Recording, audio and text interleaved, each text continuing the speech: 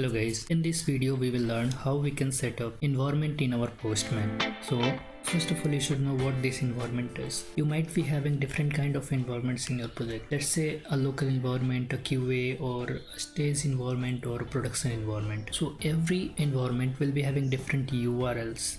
And you cannot go and change these URLs every time you are going to hit in production or stage or QA environment. So for that purpose, we are making one variable and we are saying it as an environment. Let's see how we can make a new environment and how we can utilize this functionality of Postman in the best way.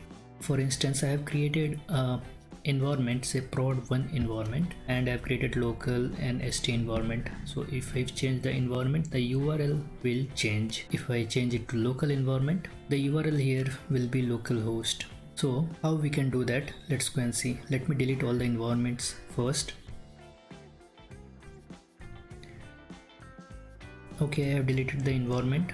So for creating a new environment, you have to just click on this manage environment or settings button, or you can add it from here, or you can click on new and click on environment and name this environment as prod.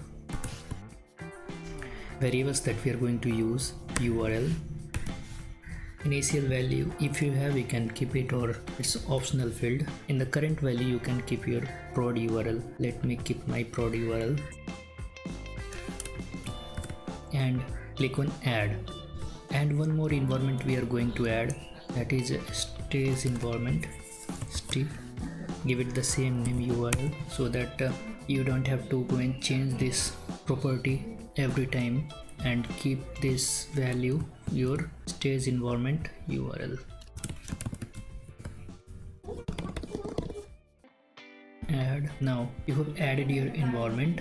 Now here, instead of using the HTTP your host name, you can just directly use this format, double curly braces, and inside this one you can put your variable name that you have given.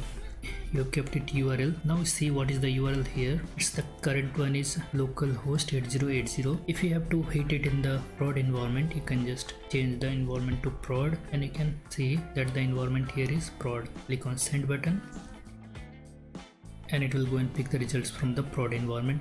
If you have a stage environment testing, you can just go and test it in the stage environment.